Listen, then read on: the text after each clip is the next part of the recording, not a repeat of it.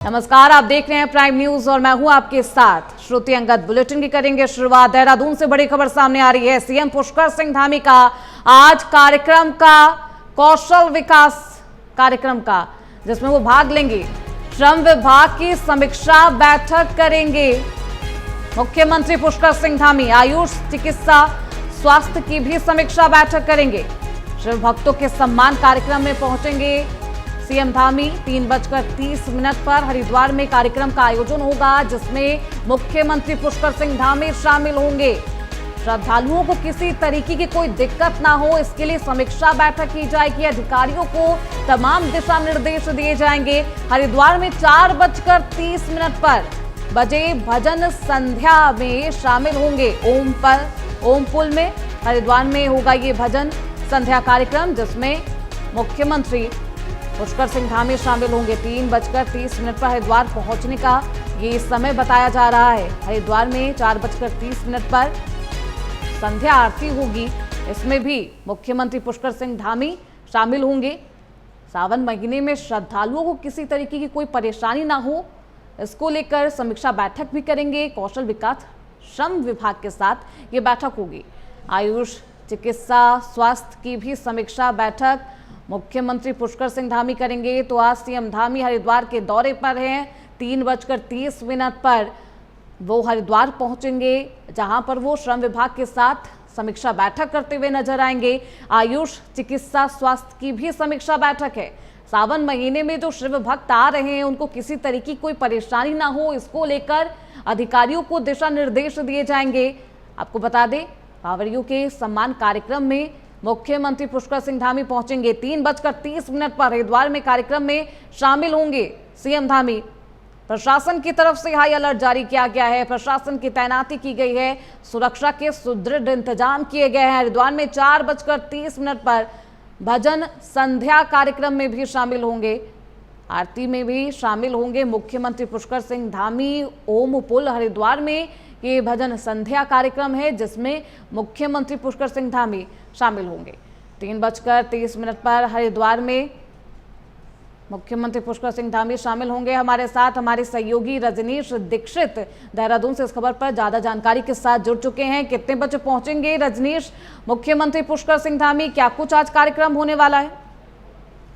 जी, मैं आपको बता दूं, मुख्यमंत्री पुष्कर सिंह धामी का कार्यक्रम एक कौशल विकास विभाग की समीक्षा बैठक श्री सचिवालय में जो मुख्यमंत्री ने अटेंड कर ली है। इसके अलावा आयुष शिक्षा को लेकर, आयुष चिकित्सा को लेकर भी एक अहम समीक्षा बैठक थी मुख्यमंत्री की, वो सचिवालय में चल रही है। और आपको बताएं कि इसके बाद सीएम सीधे पहुंचेंगे हरिद्वार। 3:30 बजे का उनका प्रस्तावित कार्यक्रम है कि हरिद्वार पहुंचेंगे। ओम पुल पर वो वहां पर कांवड़ियों के साथ रहेंगे। कांवड़ियों का मनोबल बढ़ाने के साथ साथ उनके पैरों को भी पूजन का एक कार्यक्रम है, परिलक्षण बोलते हैं पैरों का, वो मुख्यमंत्री करेंगे। तो आज जो है कांवड़िया, चूंकि आपको बताएं इस समय पीक पर चल रही है, लाखों की तादाद में पर डे कांवड़िया पहुंच रहे हैं। शिव भक्त और बम भोले के जयकारों से पूरी देवनगरी इस समय गुंजायमान हो उठी है। और माँ गंगा की हर की पौड़ी में जल भरने का जो सिलसिला है वो लगातार जारी है। सुरक्षा व्यवस्था की भी सारे इंतजाम किए गए हैं, बैरिगेटिंग भी लगाई गई है और कांवड़ यात्रा अपने चरम पे। तो आज जो मुख्यमंत्री का कार्यक्रम है वो कांवड़ यात्रा के मद्देनजर काफी अहम है। वो कांवड़ियों के साथ में न सिर्फ उनका उत्साहवर्धन करेंगे, बल्कि उन पवित्र कांवड़ियों के पैर को भी पूजन करेंगे। और जिन्हों के पैरों में छाले पड़ गए हैं महादेव की भक्ति करते हुए और इस देवभूमि से गंगा जल ले जाते हुए, उनके पैर नहीं थक रहे, उनका जोश, मौसम भी उनकी लिए बेड़ियों का काम नहीं कर पा रहा है। भारी बारिश में भी डाक कावड़ वाले कावड़िया शिव भक्त दौड़ते हुए अपनी कावड़ यात्रा लेके जा रहे हैं। तो जो जोश और आस्था का ये जो संगम है कावड़ियों का, इसको आज मुख्यमंत्री अपने कर कमलों के द्वारा जो है यहाँ पर उनका उत्साहवर्धन का एक कार्यक्रम है। उसके बाद 4:30 बजे ओम पुल पर ही भजन संध्या का एक कार्यक्रम है, जिसमें मुख्यमंत्री शिरकत करेंगे। तो आज का जो कार्यक्रम है वो कांवड़ यात्रा के मद्देनजर मुख्यमंत्री का काफी अहम कार्यक्रम है, जिसको लेकर वो हरिद्वार पहुंच रहे हैं।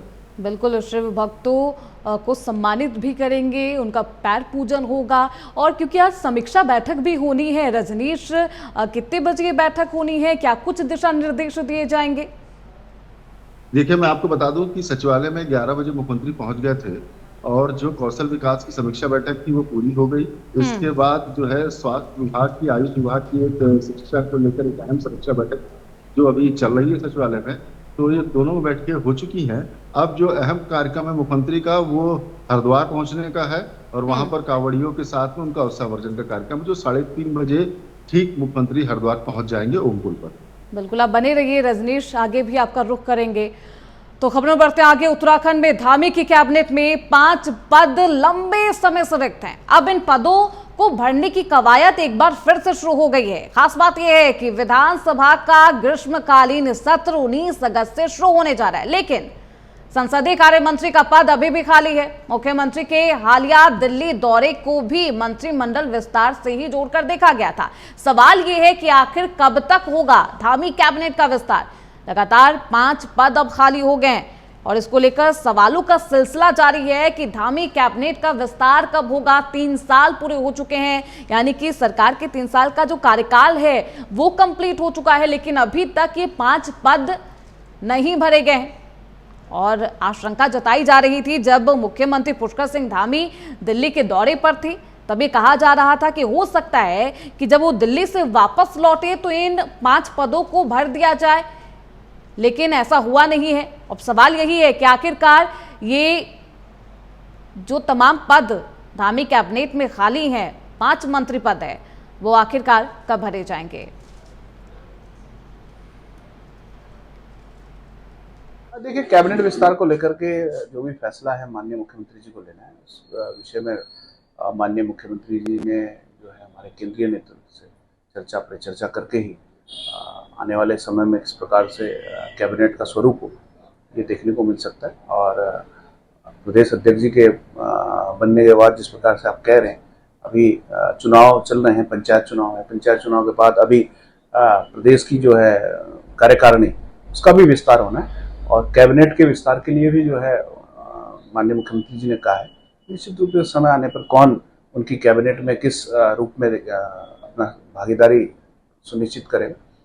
मुख्यमंत्री पुष्कर सिंह धामी जब भी दिल्ली दौरे पर जाते हैं तो एक चर्चाएं आम शुरू हो जाती है कि क्या कैबिनेट का विस्तार होगा। और इस बार मुख्यमंत्री पुष्कर सिंह धामी अभी दिल्ली से लौटे हैं और तमाम मंत्रियों से उनकी बातचीत हुई है। प्रधानमंत्री नरेंद्र मोदी के साथ साथ राष्ट्रीय अध्यक्ष से भी उन्होंने तमाम चर्चाएं की है और ये उम्मीद की जा रही है कि अब जो कैबिनेट का विस्तार है वो हो सकता है, क्योंकि विधानसभा सत्र आहूत है और संसदीय कार्य मंत्री सरकार में नहीं है। चूंकि ये भी एक पद खाली हो चुका है तो इसके कारण भी चर्चाएं और तेज हो गई है।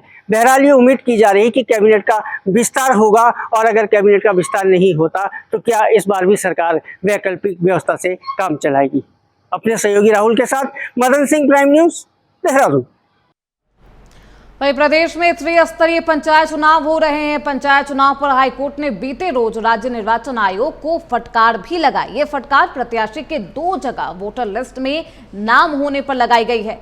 अब इस विषय पर सत्ता पक्ष और विपक्ष में आपसी राजनीति तेज हो गई है। विपक्ष से पिरान कलियर से कांग्रेस विधायक फुरकान अहमद का कहना है कि कोर्ट की ओर से जिस प्रकार निर्वाचन आयोग को जो फटकार लगाई गई है वो बिल्कुल सही है। इसमें जो हाई कोर्ट ने फटकार लगाई वो सही लगाई सरकार को, क्योंकि इंसान का वोट एक जगह होना चाहिए। बहुत से कैंडिडेट को 2-2 जगह वोट है। मान लो जब शहर के चुनाव होते हैं तो शहर में चुनाव लड़ते भी हैं और वोट भी डालते हैं। जब पंचायत के चुनाव होते हैं तो पंचायत में देहात में अपना वोट भी डालते हैं और इलेक्शन भी लड़ने की तैयारी करते हैं। तो इंसान का वोट एक बार एक जगह होना चाहिए।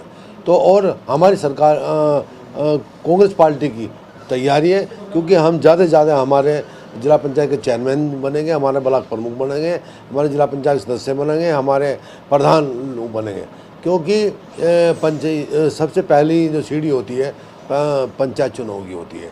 तो पंचायत में हमारा अच्छा प्रदर्शन होगा। हमारी कांग्रेस पार्टी को काफ़ी सीटें।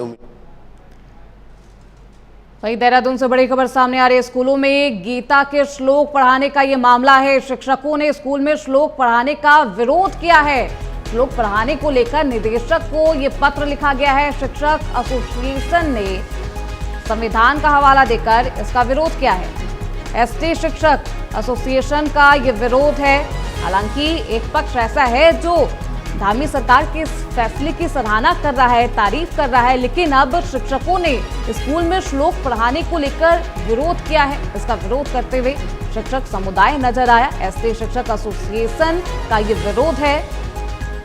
उन्होंने संविधान का हवाला देकर इसे संविधान के खिलाफ बताया है।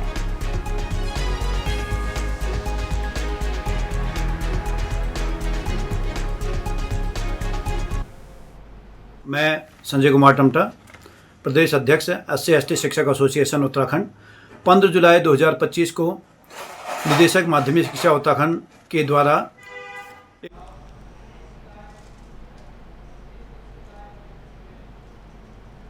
तो इस खबर पर ज्यादा जानकारी के साथ हमारे सहयोगी रजनीश दीक्षित लगातार हमारे साथ बने हुए हैं। रजनीश, क्या कुछ ये मामला, शिक्षकों का क्या कुछ कहना है इस पूरे मामले पर, आखिर क्यों विरोध किया जा रहा है? देखिए, मैं आपको बता दूं कि मुख्यमंत्री पुष्कर सिंह धामी ने निर्देश दिए थे कि बच्चों के ज्ञानवर्धन को लेकर गीता का एक श्लोक प्रार्थना समय में पढ़ाया जाए और उसका महत्व समझाया जाए, जिससे न सिर्फ उनका ज्ञान अर्जन होगा बल्कि उनको जीवन जीने में भी आगे कैसा विजन होना चाहिए वो भी सात्विक होगा और उनको एक सीखने को मिलेगा। गीता हर चीज का सल्यूशन है जो आम जीवन में हर जनमानस को आत्मसात करना चाहिए। उसके बाद हुआ ये कि माध्यमिक शिक्षा परिषद के निदेशक ने पत्र जारी करके सभी विद्यालयों में आदेश जारी किया कि सभी लोग प्रार्थना समय में गीता का श्लोक लिखेंगे, बाकायदा उसका उच्चारण करेंगे और छात्रों को उसका मतलब समझाएंगे। इसके बाद क्या हुआ कि संतों ने एक और इसकी तारीफ करना शुरू कर दी और इसके अलावा सभी पक्ष जो है, चाहे वो सत्ता पक्ष के हों चाहे विपक्ष के लोग हों, सभी लोग इस फैसले की भूरी भूरी प्रशंसा करने लगे। तभी इस पूरे फैसले में जब सब स्वागत कर रहे थे, इसी बीच में SC/ST एसोसिएशन है शिक्षकों की, इन्होंने विरोध के स्वर बलवित किए और उन्होंने कहा कि जिस तरीके से, मैं आपको बताऊं कि इन्होंने जो हवाला दिया पत्र लिखते समय, इन्होंने कहा है कि भारतीय संविधान के अनुच्छेद 28(1) में स्पष्ट रूप से उल्लेख किया गया है, पूर्णतः या आंशिक रूप से सरकारी निधि संचालित शैक्षणिक संस्थानों का में धार्मिक शिक्षा प्रदान नहीं की जा सकती। इस हवाले को देते हुए इन्होंने पत्र लिखा है SC/ST जो एसोसिएशन है और इन्होंने जो गीता का जो पाठ पढ़ाया जाना है विद्यालयों में, इसका विरोध किया है। इस विरोध के बाद कई सवाल उठने लगे हैं कि क्या अगर इस तरीके से ये जो हवाला दे रहे हैं संविधान का, ऐसे मदरसे कैसे संचालित हो रहे हैं जिसको सरकारी फंड मिल रहा है? इसके अलावा संस्कृत विश्वविद्यालय कैसे चल रहे हैं जिनको सरकारी राजस्व मिलता है, जिनकी सरकार के प्रोत्साहन से ही वो सारे इंस्टीट्यूट चल रहे हैं? तो एक बहस का मुद्दा छिड़ गया है। बिल्कुल, सवाल कई है रजनीश, लेकिन देखिए जब विपक्ष सत्ता पक्ष की तारीफ कर रहा था तब इस तरीके के अब सवाल उठाए जाने लगे हैं और इस जो श्लोक बच्चों को पढ़ाए जाते हैं, भागवत गीता के श्लोक जो बच्चों के जीवन में काम आते हैं, लेकिन अब शिक्षक समुदाय एसोसिएशन इस तरीके से इस पर सवाल उठा रहा है, संविधान के खिलाफ बता रहा है। निदेशक को पत्र लिखा गया है, अब क्या कुछ कार्रवाई होती है निदेशक की तरफ से, ये देखना बेहद दिलचस्प होगा। बहुत शुक्रिया आपका रजनीश इन तमाम जानकारियों के लिए। खबरों बढ़ते आगे, खबर देहरादून से है जहां कैबिनेट मंत्री प्रेमचंद अग्रवाल को अब पर्वतीय इलाकों के खिलाफ बयानबाजी करने के बाद कैबिनेट पद से हटा दिया गया। तो वहीं दूसरी तरफ अब सवाल उठ रहे हैं कि क्या गैरसैंण में होने वाले सत्र में संसदीय कार्य मंत्री की जिम्मेदारी कौन निभाएगा, जिसको लेकर महेंद्र भट्ट ने कहा है कि सीएम हर फैसला लेने के लिए सक्षम और स्वतंत्र है। और अभी गैरसैंण सत्र का 1 महीना बाकी है, लेकिन उससे पहले ही अब सियासत शुरू हो गई है। साथ ही महेंद्र भट्ट ने यह भी कहा कि जल्द ही सीएम इसका फैसला भी ले लेंगे कि कौन संसदीय कार्य मंत्री की जिम्मेदारी संभालेगा। मुख्यमंत्री हर चीज के निर्णय लेने के स्वतंत्र है। सदन की कार्रवाई अभी 1 माह शेष है, बहुत जल्दी माननीय मुख्यमंत्री जी कौन से कार्य मंत्री होंगे उसकी विरोध में घोषणा करेंगे। हाँ, ये बड़ी बात है, इस बार का सत्र राज्यपाल राजधानी गैरसैंण में होने जा रहा है। इस निर्णय के लिए मुख्यमंत्री का स्वागत है। खबरों बढ़ते आगे, देहरादून से बड़ी खबर सामने आ रही है। मदरसा बोर्ड ने सीएम के फैसले की तारीफ की है। प्रदेश अग्रणी राज्य बनने की ओर बढ़ रहा है। सांप्रदायिक सौहार्द भी मजबूत होंगे। पाठ्यक्रम में गीता पढ़ाना बेहद अच्छी बात है। और देखिए किस तरीके से मदरसा बोर्ड भी इसकी तारीफ कर रहा है, उसके अध्यक्ष भी इसकी तारीफ कर रहे हैं। और लगातार मुख्यमंत्री धामी के इस कदम की बेहद तारीफ की जा रही है। विपक्षों की तरफ से भी इसकी सराहना की गई। प्रदेश अग्रणी राज्य बनने की ओर बढ़ रहा है। खुद मदरसा बोर्ड के अध्यक्ष ने ये बयान दिया है। सीएम धामी के इस फैसले की तारीफ की है कि जिस तरीके से बच्चों के पाठ्यक्रम में भागवत गीता के श्लोक को ऐड ऑन किया जाएगा। उन्हें उसकी भी शिक्षा दी जाएगी। स्कूलों में प्रार्थना में उस श्लोक को पढ़ाया जाएगा, उसके अर्थ बताए जाएंगे जो कि जीवन में बेहद काम आने वाले हैं। तो देहरादून मदरसा बोर्ड ने सीएम के फैसले की तारीफ की है। प्रदेश अग्रणी राज्य बनने की ओर बढ़ रहा है। तारीफ करते हुए मदरसा बोर्ड की तरफ से ये बयान सामने आया। सांप्रदायिक सौहार्द को मजबूत बनाया जा रहा है।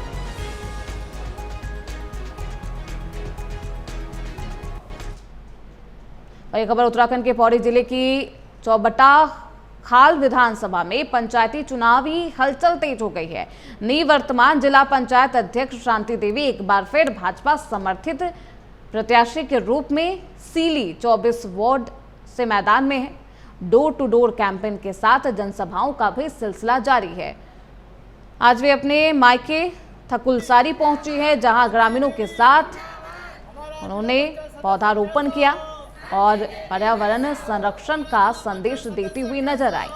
हरेला पर्व भी धूमधाम से मनाया गया। इस मौके पर उन्होंने कहा कि जब महिला सशक्त होती है तो देश भी सशक्त होता है। साथ ही भाजपा की त्रिस्तरीय पंचायत चुनाव में भारी जीत का दावा भी किया। वहीं नंदा देवी पर्वत को एक बार फिर से खोलने की तैयारी है। ट्रैकिंग के लिए पर्वत को खोलने की तैयारी की जा रही है। भारतीय पर्वतारोहण फाउंडेशन ने इसका प्रस्ताव दिया है। पर्यटन सचिव धीरज गब्रियाल को इसका प्रस्ताव दिया गया है। 1983 के बाद से नंदा देवी शिखर पर ट्रैकिंग बंद कर दी गई थी। 4 दशक बाद फिर से खोलने की तैयारी की जा रही है। 1983 के बाद से इसे बंद किया गया था, लेकिन अब नंदा देवी शिखर पर ट्रैकिंग की जो सुविधा है वो फिर से शुरू की जाएगी। ट्रैकिंग के लिए पर्वत को खोलने की तैयारी की जा रही है। ये प्रस्ताव भेजा गया है पर्यटन सचिव को। ये प्रस्ताव भेजा गया है कि नंदा देवी पर्वत पर ट्रैकिंग की जो सुविधा है वो फिर से पर्यटकों के लिए शुरू की जाए। वहीं उत्तराखंड में जल जीवन मिशन को लेकर राजनीतिक सरगर्मियां एक बार फिर से तेज हो गई है। कांग्रेस लगातार इस मिशन में भ्रष्टाचार के आरोप लगाती रही और अब जल निगम को परिवर्तन निदेशालय के जरिए ईडी द्वारा एक पत्र भी भेजा गया है, जिससे एक नई हलचल पैदा हो गई है। जानकारी के मुताबिक अराघर मथुरावाला सिवर लाइन समेत 2 अन्य परियोजनाओं से जुड़े जो डॉक्यूमेंट्स हैं वो ईडी ने निगम से मांगे हैं। इस पर भाजपा का कहना है कि केंद्रीय जांच एजेंसियां स्वतंत्र है और वो जहां कोई अनियमितता होती है वो स्वतः उस पर कार्रवाई करती है संज्ञान लेकर। भाजपा ने दावा किया है कि उनकी सरकार जीरो टॉलरेंस की नीति पर काम करती है। जो शिकायतें कहीं से आई होंगी, क्योंकि ईडी एक स्वतंत्र संस्था है, एक स्वतंत्र जांच एजेंसी है। उनको कुछ अगर जो किसी चीज में कुछ गड़बड़ियां लगी हों पता हो तो जांच करने के लिए स्वतंत्र है। और कई दफ़े अभी बहुत सारी चीज़ें प्रदेश के अंदर हुई हैं। माननीय मुख्यमंत्री जी ने बहुत ताकत के साथ उन पर जांच भी की है। और चाहे वो पेपर लीक मामला हो, चाहे अन्य चीज़ें हुई हों, और कार्यवाहियाँ भी की हैं। तो अगर जो कोई गड़बड़ी कहीं से कोई शिकायत किसी एजेंसी को मिलती है, उसमें जांच करके जांच हो जाने दीजिए। अगर जो जांच हो रही है तो जांच हो जाने दीजिए, उसके बाद ही। वही खबर हरिद्वार से है, जहां सावन महीने के पावन अवसर पर ग्लोबल मीडिया ग्रुप द्वारा मेले को लेकर एक विशेष भंडारे और स्वास्थ्य शिविर का आयोजन किया गया। इस आयोजन में शिव भक्तों की सेवा और श्रद्धा का अद्भुत संगम देखने को मिला। कार्यक्रम में विशेष रूप से हरिद्वार के लोकप्रिय विधायक मदन कौशिक और नगर मेयर किरण जैसल ने अपनी उपस्थिति दर्ज कराई है और अपने हाथों से ही यात्रियों को प्रसाद देते हुए दिखाई दिए।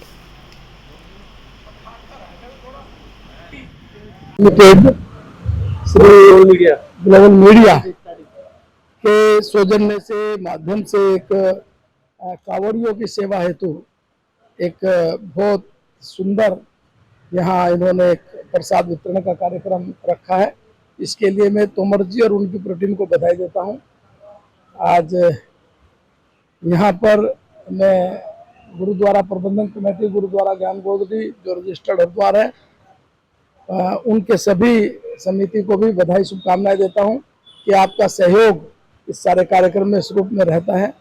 और पुणे आए हुए सभी अपने जो कावड़ लेकर आए हैं, ऐसे सभी श्रद्धालुओं को भी बहुत बहुत बधाई, बहुत बहुत शुभकामनाएं। खबरों बढ़ते आगे। उत्तराखंड तकनीकी विवि को मिली है नई कुलपति। डॉक्टर त्रिपता ठाकुर को नियुक्त किया गया है।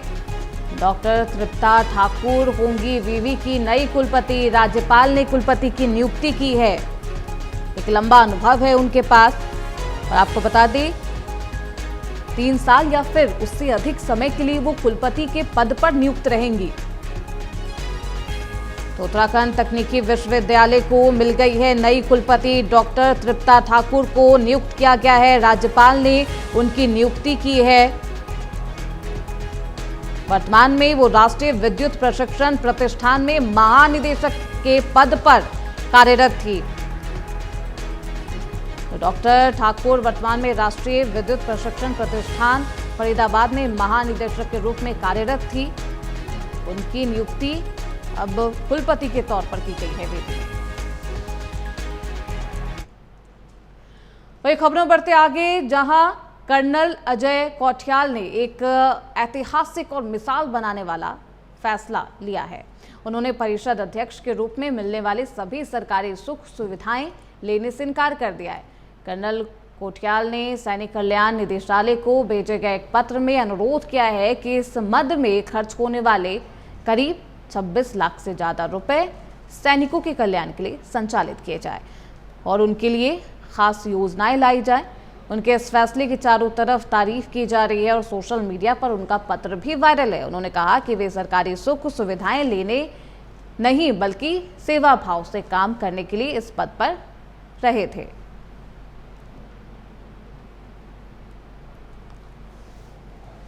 समिति एक्स सर्विसमैन, तो उस टाइम पे ना मेरे को ये जानकारियाँ नहीं थी कि इसके साथ में और क्या क्या प्रिविलेजेस होती हैं, आपके जो अलाउंसेस, सैलरी, ट्रांसपोर्टेशन, इन सब से जो संबंधित होते हैं। तो अभी क्या हुआ कि कुछ दिन पहले मेरे को निदेशालय से एक लेटर आया। उसमें उन्होंने लिख रखा था कि हमको जो ये सब जो अलाउंसेस और सुविधाएं हैं ये देने का जो बजट है वो उन्होंने ना सचिवालय को भेज रखा और सचिवालय से अप्रूव हो गया है। तो तब मेरे को समझ में आया कि अरे ये भी चीज़ें होती हैं। अब अगर सुविधाओं को ही मेरे को लेना होता तो फिर तो मैं आर्मी में ही कंटिन्यू करता। 2018 में जब मैंने वॉलंटियर रिटायरमेंट लिया, प्री मेच्योर रिटायरमेंट लिया, तो सुविधाएं तो मैंने वैसे ही छोड़ दी थी क्योंकि उनकी मेरे को आवश्यकता।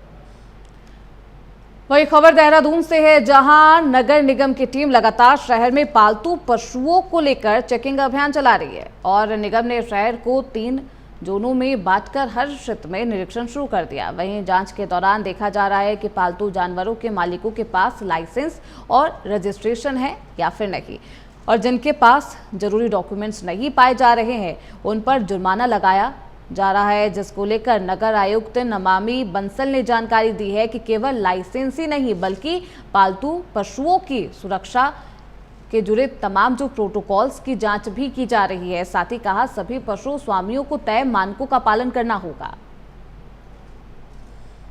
लगातार नगर निगम के द्वारा चेकिंग कराई जा रही है। 3 जोन में बांटते हुए पूरे क्षेत्र को चेकिंग की जा रही है कि संबंधित पशु स्वामी के पास में लाइसेंस है या नहीं। पेट का रजिस्ट्रेशन कराना क्योंकि अनिवार्य है, तो जिनके पास भी रजिस्ट्रेशन नहीं है उन पर जुर्माना लगाया जा रहा है। साथ ही साथ ये भी देखा जा रहा है कि जो प्रोटेक्टिव मेजर्स लिए जाने होते हैं संबंधित पशु स्वामी के द्वारा, वैक्सीनेशन को लेकर, स्टेरिलाइजेशन और लीश करने को लेकर, जब भी बाहर ले जाया जाए इस प्रकार के पालतू पशुओं को, उन सभी सुरक्षा मानकों की कंप्लायंसेस हों।